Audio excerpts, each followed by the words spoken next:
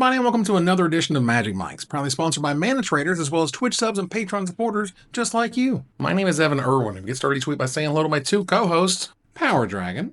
What's up, everybody? And this week, there are no threats of us getting canceled, despite all of the crazy stuff in the world. Reuben Bressler. I feel like the threat level is never zero for that, but I think it's well, fair. Our funding has not been frozen, so that's right. If you missed our pre-show, patrons get access to our extended version right after the show is over, and all of our previous pre-shows, of course, for $5 or more per month, help us stay here and exist. And we kick it off with our first pick, which of course is all of the Aetherdrift cards all of the time. Now, we do get started, which is always my favorite, with a day zero errata for the card Pit Automaton, because the problem with Pit Automaton is not Pit Automaton, but how it interacts with Loot the Pathfinder. Now, Loot the Pathfinder, if you recall, has exhaust of a green tap : add 3 of 1 mana to your mana pool. Pit Automaton says 2 generic mana tap : when you activate an exhaust ability this turn, copy it. You may choose new targets. And they were like, whoa. It doesn't trigger off mana abilities. That's a day zero. Oh, and interesting. They don't want to double up on that. Basically, Agatha's Soul Cauldron would go completely haywire. Got it. If that were the case. So it doesn't work with mana? No. Or does? It does not work with mana abilities. So, and this is Pit Automaton is the one getting the errata. Got it. So that's happening. Cool. But as we do, we like to pick out a few cards from the new set that's here to chat about. And we have all of them here. We got 2 for each of us. 3 sometimes drags on a little bit. So we're going to do 2 this week. That said, we'll also do our top 10 Aetherdrift cards on Tuesday. Take a small break in the Baldur's Gatoring for the top 10 next Tuesday. Yeah. Join us for that. That should be exciting. But PowrDragn, tell us about your first card and why. So I have 2. The first one is one that I really love. The second one's going to be one I really hate, because I was going to change it up, because we always talk about things we really love. Sure. I'll do a little bit of both. Sure. But this one, Regal Imperialsaur. This is a magic card, y'all. It's 1 green. So 3 mana for a 5/4 dinosaur, which already is just like, I would just play this, right? A 3 mana 5/4 with no downside. But as an added bonus, your other dinosaurs get +1/+1. I got no damn idea why, but 3 mana, not even 3 green. It's just 1 green. Like, yeah, you can go turn 1 Llanowar Elf and then turn 2 Mountain. I guess we used to do this with the 3 green elf, the 5/4. They're going to be blocked by things that are greater than 2 power, right? Yeah.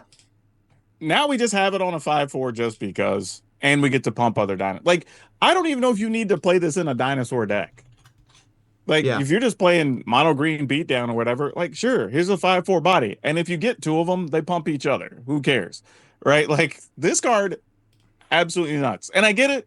We have a huge standard. There's a lot of removal, so you need creatures to just be better. If this one sticks, my goodness. They've made creatures better continuously over and over. But 3 mana, 5/4 were Woolly Thoktar stats. Ladies and gentlemen, we've bypassed Woolly Thoktar a long time ago in the world of Steel Leaf Champion, but that was 3 green. Even when you look at Pelucranos Reborn, that's 3 green. Old Growth Troll was 3 green.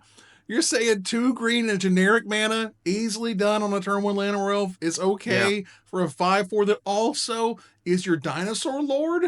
Right. Okay. So you play 1 on turn 2 or 3, and then you play another one the next turn, and it has 5 toughness. Yeah, yes. 6/5. And this thing can go to war straight up with Shieldred. Yeah. Like, just wild. Straight up 5/4, let's fight. What a world. I mean, and this is where, honestly, this is kind of what we get to have when removal is as good as it is. You can make creatures that look that much better and have the bigger numbers, because, like, we have a lot of things that gain us life these days. Oftentimes, just accidentally, it feels like sometimes. But we have a lot of ways to gain life sort of intrinsically, and that lets the numbers be bigger, and the removal is better. That also lets the creatures be better. And so we get to have these things which are just, by any measure of 10 plus years ago, are insanely overstated. Like, and I do like this in the sense as well that you're helping a deck type that hasn't gotten recent help. You know what I mean? Nothing significant. Right? Yeah. So it's like, okay, cool. let's give you another quality creature you can play on the deck, and maybe we elevate that a little bit. So I hope they continue to do this, right?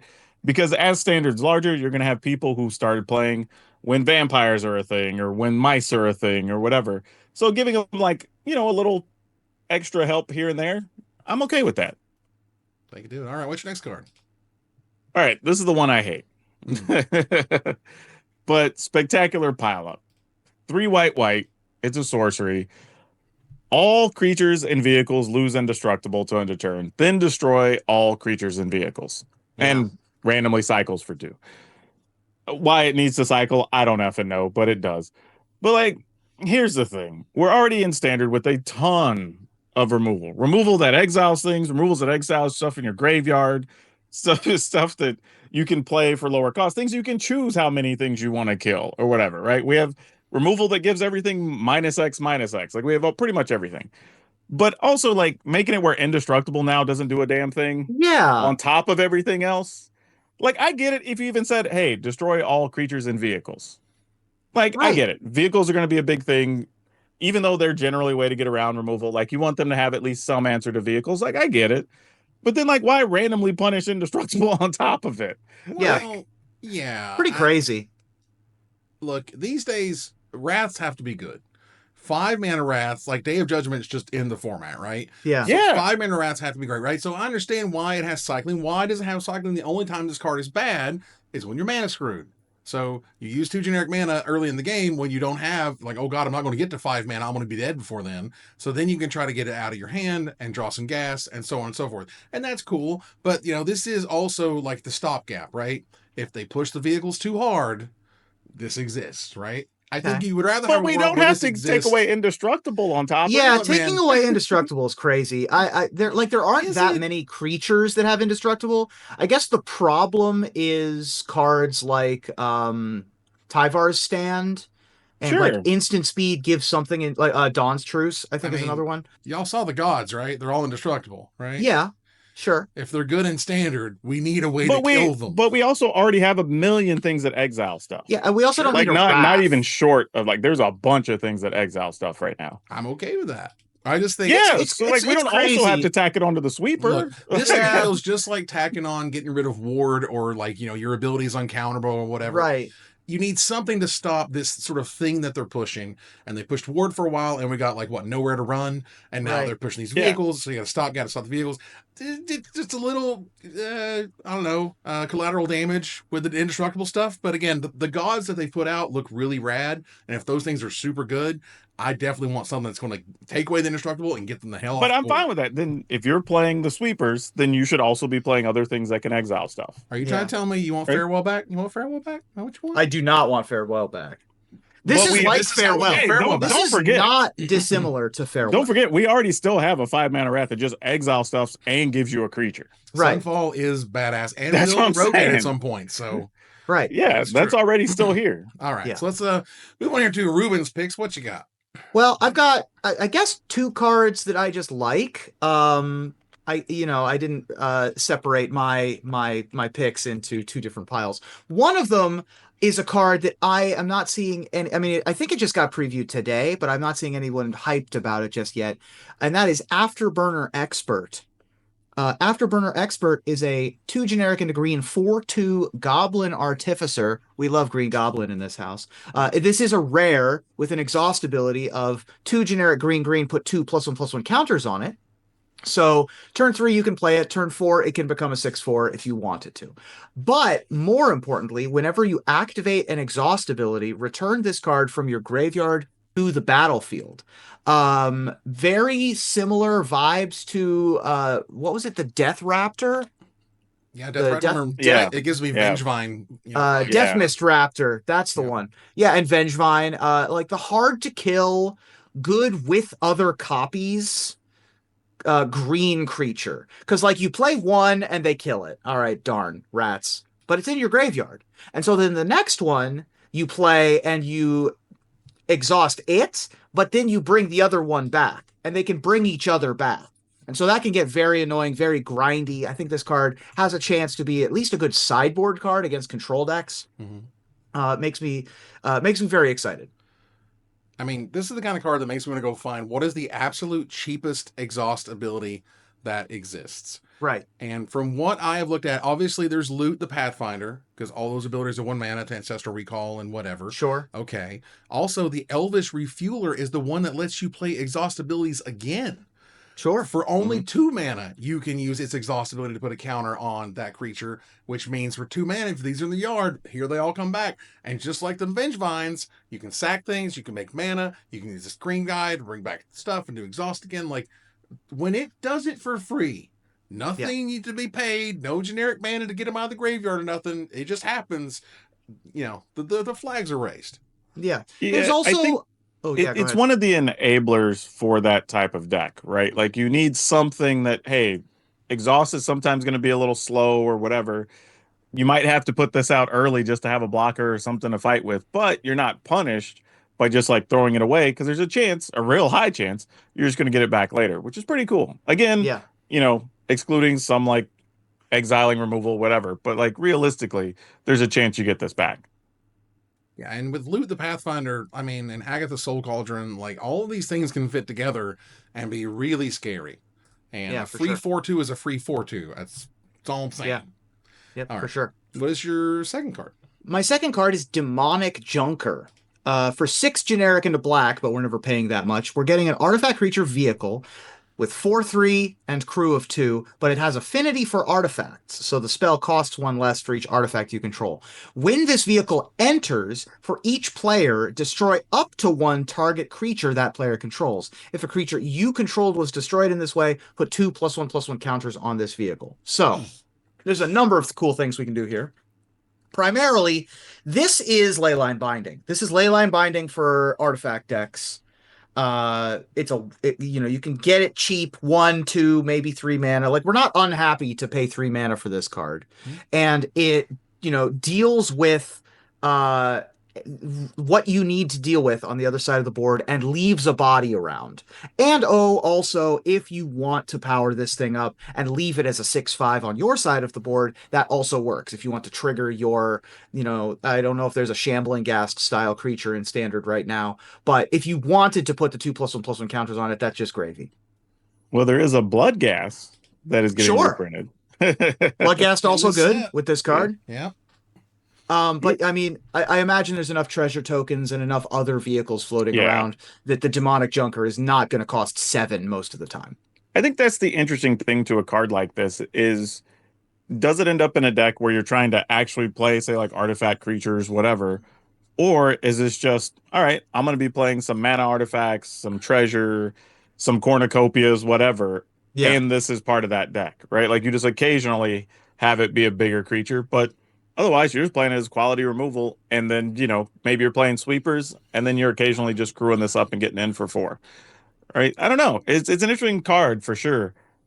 I think it's one of the many cards in the set that has me wondering, like, does this just slot in somewhere, or are we making all new decks to support it?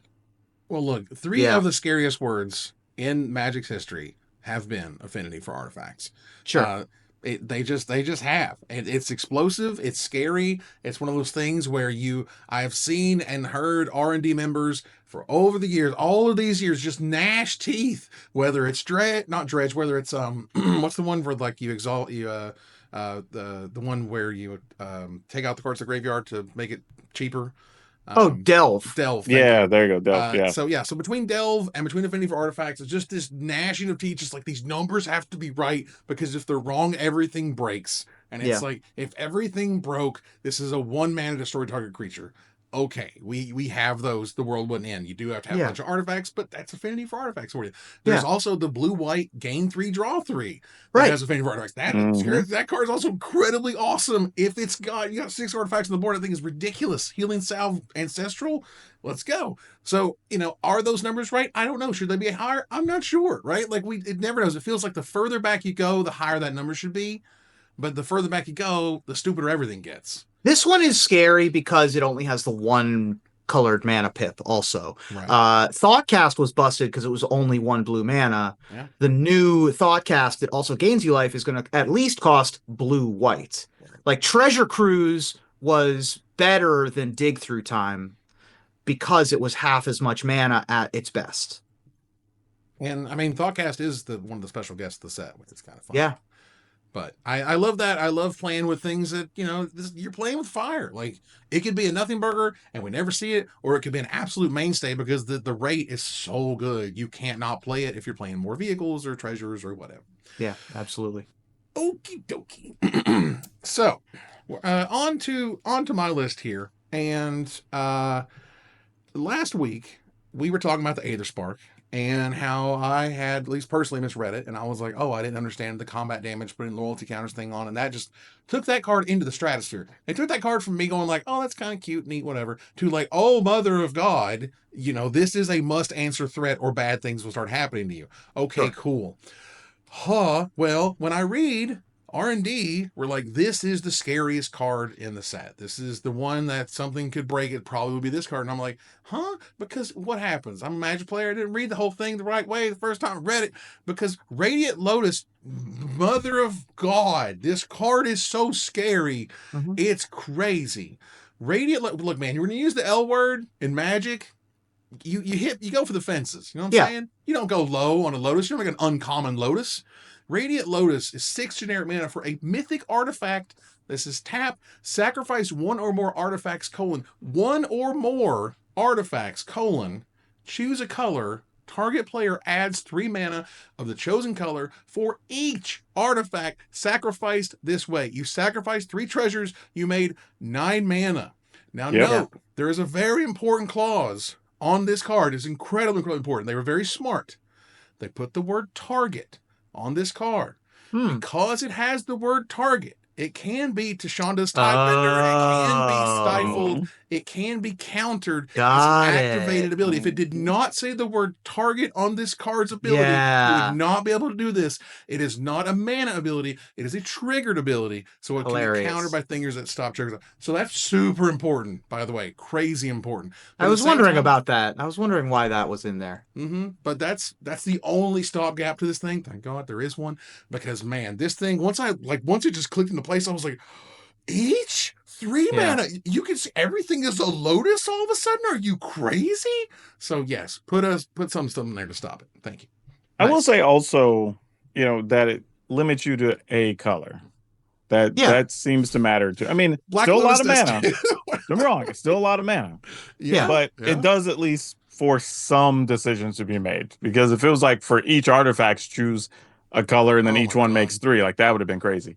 So it's still really powerful. I think it's costed appropriately to be able to do dumb things, if you want to, but you do have to work for it a little bit. The only caveat to that is we do have a fair amount of cards right now that can just get stuff out of the graveyard into the battlefield.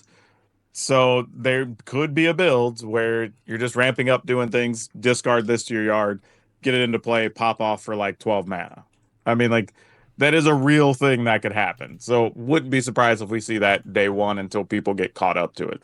Yeah, I mean, lots of ways to pump clues and treasures and food onto the board. And then you play a Radiant Lotus, sacrifice your 5 artifacts and play Emrakul-sized things.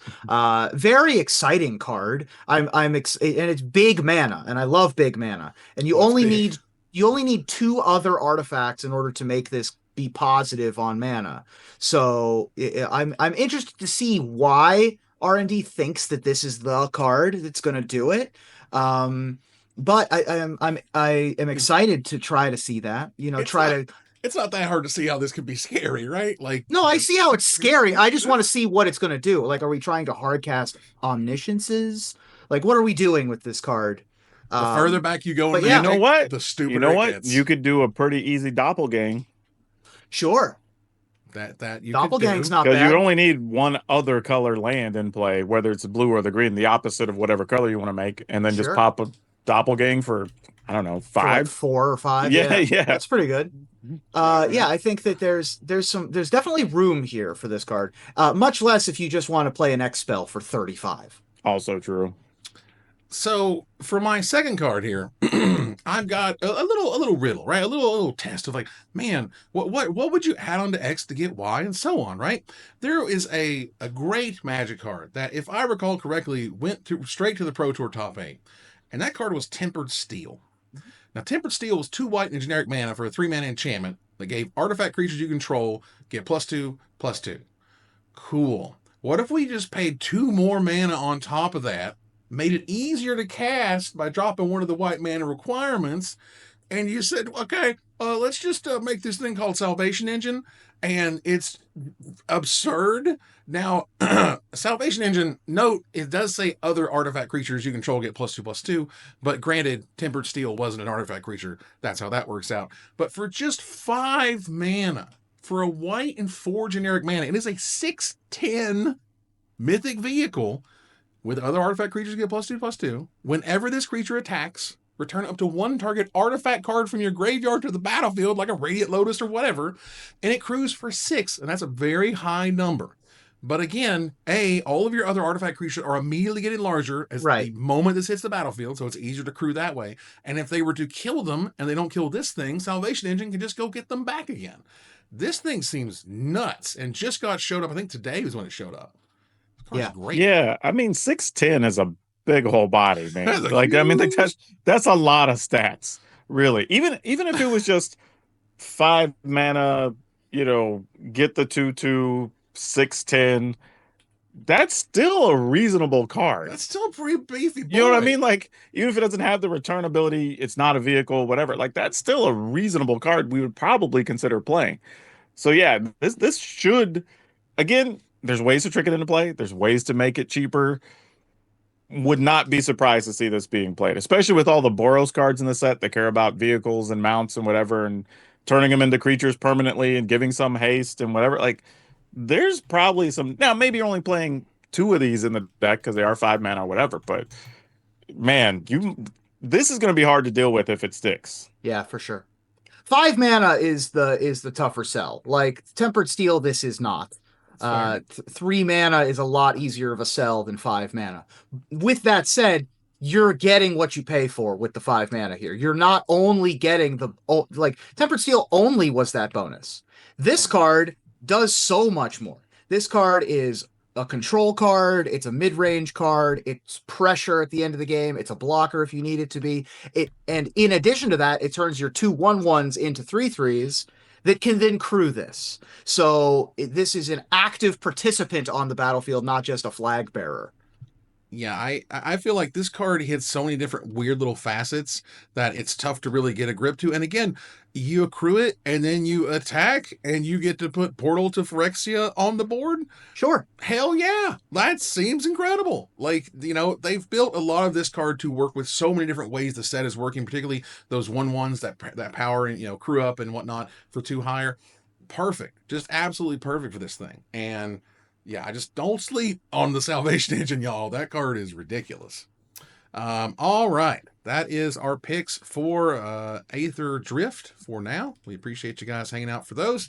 We move out of the first pick to gather the Townsfolk, of course, sponsored by Mana Traders. The best tool to enhance your Magic Online experience. Use the code MagicMikes_08V. That's 08 Victor for 10% off your next subscription to Mana Traders. Tell them we sent you. We appreciate them supporting the show. As we move on, y'all, to gather the Townsfolk.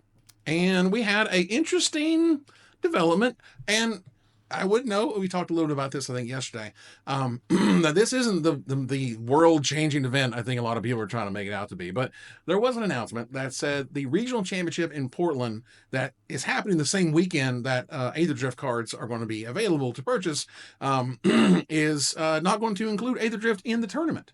Now, that doesn't affect all of the events on that weekend, just the regional championship right there in Portland, which is understandable.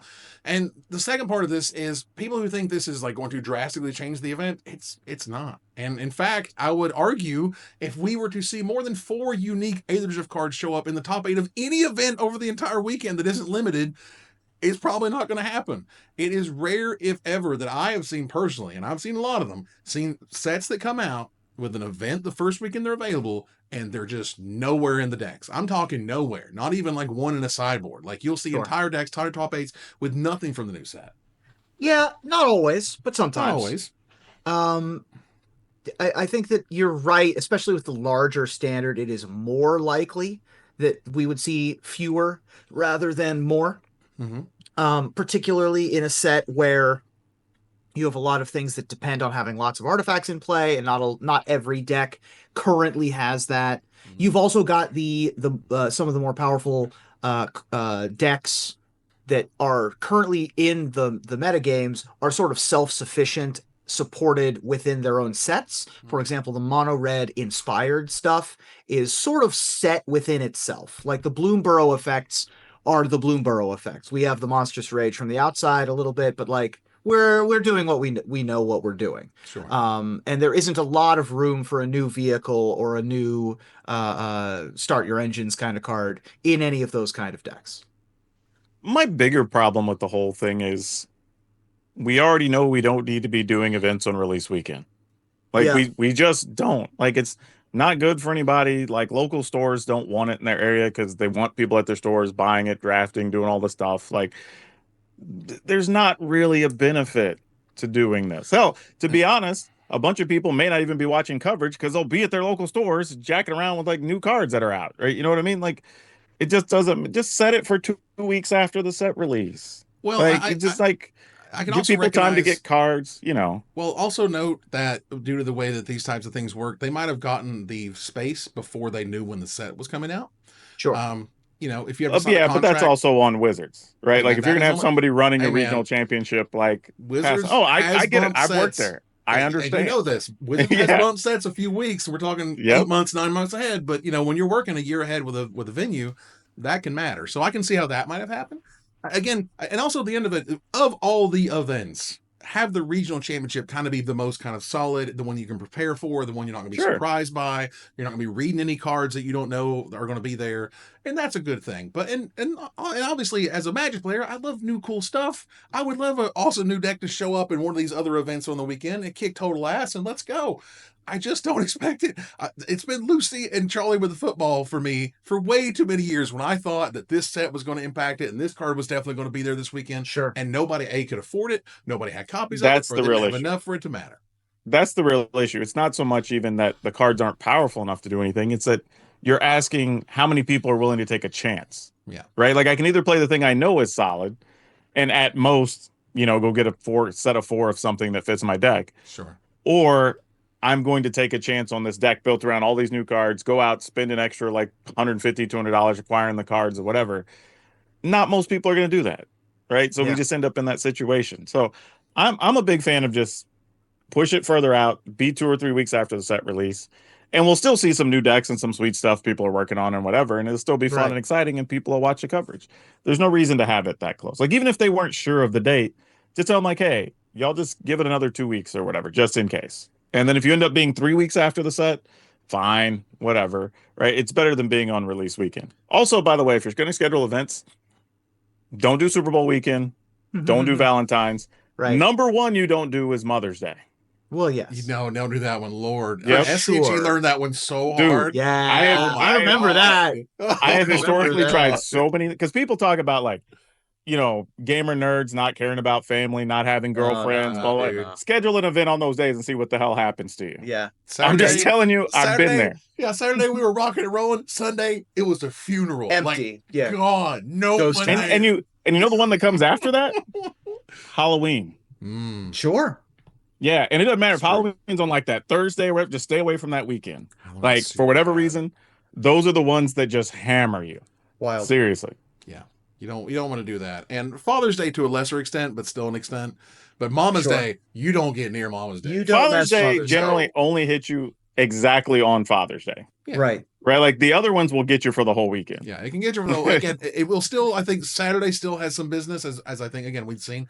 But man, Yeah. Sunday was just God, it was a nightmare. Cool. So one last thing here for Gather the Townsfolk. Gavin Verhey on Blue Sky, which is where everyone should be right now. Go to Blue Sky, bsky.app. Join us there. We're all there. We're here. Like generally all the same usernames. Like and Interaction better, better, more Yes. plentiful percentage wise, Way and more nicer. positive. Yeah, So, super yeah. positive. And for me, my favorite part is to find people that I know, and I'll just go see who they're following, and I generally will just like follow everybody they're following because we're here. We've done this before. This is just Twitter again from 20 years ago. Like, we did this. It's still fun. Either way, Gavin Verhey on Blue Sky said that, as Blake mentioned on Weekly MTG, this was yesterday, on February 11th, you can expect to hear a check-in on Commander with content from himself and the Commander format panel. Hey, it's that guy right over there. To set expectations, there will be no bans or unbans. That's a good thing. But we do have something we've been working on to share with you then. Stay tuned. Now, I know you can't say nothing, but this is really nice to hear that we're going to get something coming sooner than later. This was actually a decision we made to say, like, hey, let's at least give people some news, right? Because it's been a while since, hey, the Commander format panel, then the holidays happen or whatever. People are like, what's the thing you're doing? And it's like, it's that thing of, like, stuff's always happening, but people just need to know that something's happening. So, like, hey, just tell them, hey, give it 2 or 3 weeks. There's going to be an announcement.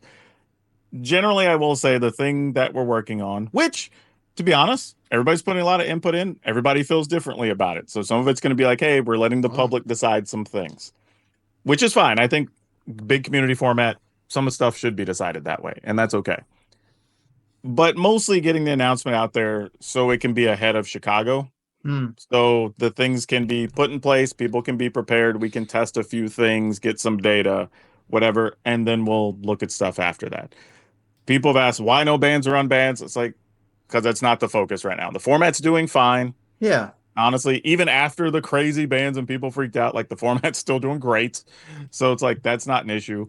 There are some things, I will admit, that we mostly, I think I can say that safely, agree on need to be banned, or at least looked at to be banned. But that's not the time for this right now. Those are just conversations that happen in the background. And some of that will be based on the results of this data test, whatever thing, if it's necessary to still ban some things. I can at least say that. Cool. Well, that sounds neat, and I'm definitely interested in how that's going to develop. And yeah, for those who play a lot of Commander, feel free to chime in on the comments and whatnot as to what you think this change may or may not be, or what you may or not be able to chime in on. I will tell you, not terribly exciting. It's kind of stuff you already knew, just being clarified. For the most part. Well, for me, like, if I recall this correctly, they said they were going to put like 4 tiers of cards. Am I right about that? Was it 4? Still working on that. So yeah, that'll probably be part of it. All right, so here's what we did. Oh, okay, that'll be part of the announcement. Okay, but here's how this is Evan's wild idea. All right, you can take this one, run with it. Scryfall exists. Scryfall will allow you to go and grade some Commander cards, and it shows you a card, and you say it's tier 1 to 4 or whatever based on the criteria and so on. And that way you crowdsource what they think is the most powerful cards, aka the ones that are in the highest tier, and one of the worst cards in the lowest tier. You basically crowdsource the data. The problem with that is the overwhelming majority of the people will never go lay a vote. You'll get the overwhelming majority online that are the most engaged, but not necessarily make up the majority of your player base. That would be the problem with that. A data point. That's all I would say. Sure. I mean, we could include it in the info. So if, like, there was a thing that we like, hey, this should be, I don't know, like level 4, and everybody else thinks it should be a level 3. It's like, okay, maybe we're overthinking it. Maybe level 3 is fine, right? Like, so for stuff like that, sure, I don't think that would be an issue. Right. Personally, I think it would still be easier. I think there's still a philosophical thing in Commander in general of, is it the decks that are the issue? Power level when you sit down or whatever, or is it the gameplay expectations? And I think that's where some of our discussions have been. And there's basically, I won't say 2 camps, but 2 projects kind of running concurrently of just, all right, what if we do have tiers and decks and whatever, but then also, like, what if there's just, we sit down and say, hey, we know this is the type of game we're expecting to play. Does this also solve the problem? Right? So it's a tough thing. So we're trying to solve a lot of things and help the community. But yeah, I can tell you there's actively things moving behind the scenes. Yeah. I mean, I just want to give you more data points, right? I just absolutely. I think what the format panel struggles with before it was Wizards, after whatever, is it's so hard to hear from those people who just get together with their friends on a random Thursday night, and they have an experience and they never ever tell you about it. You'll never ever hear from them. Like, how do you get them to talk to you ever? We literally have to go be boots on the ground. Goodness. Like, you have to visit local stores, you have to go to conventions, you have to find the pockets of players, be parts of your communities. You can't just expect to, like, oh, okay, well, this conversation on Blue Skies, at the end, what people think about the format. Yeah, because it's just not, like we've said it before, like, online isn't real life. It's just not. Like, the overwhelming majority of players in any game will never be online making a statement about it. That's just kind of the way it is. All right. I don't want to bog myself down, honestly, on the registrant details being available for sale. That's a whole marketing thing that's kind of gross, and I don't. I mean, you should at least tell the people what it is. We should know it. All right, let's move over to desperate Ravens here. Things where we can complain about a little bit, look upset about in the community. And look, someone in the community, Hobbs, noted that they got an email knowing that they wanted to purchase details on the registrants for MagicCon Chicago. And this would give them basically the contact name, email, company name, URL, website, phone number, and title/designation to whoever the bidder happens to be, at least according to this email. This has not been verified. But this type of stuff where you take this information and sell it later, those can be hidden in terms and conditions. I'm not saying they are. I'm saying that's where this stuff kind of comes from. You know, and I trust Hobbs. Hobbs is a pretty stand-up guy. I've met him in person. But I'm curious if this isn't some type of potential scam email or whatever. Scam. Yeah. Sure. Because the only other people other than Wizards that would have the information would be ReadPop. Right. And I don't think ReadPop would reach out to any of us as creators, especially. And be like, hey. And Hobbs' reach isn't that large. Like, I'd almost understand if you went to like a Olivia or a Kibler or something and was like, hey, you're somebody who could use this information. Would you like to buy a list with 20,000 people or whatever? Right. Like this feels a bit scammy.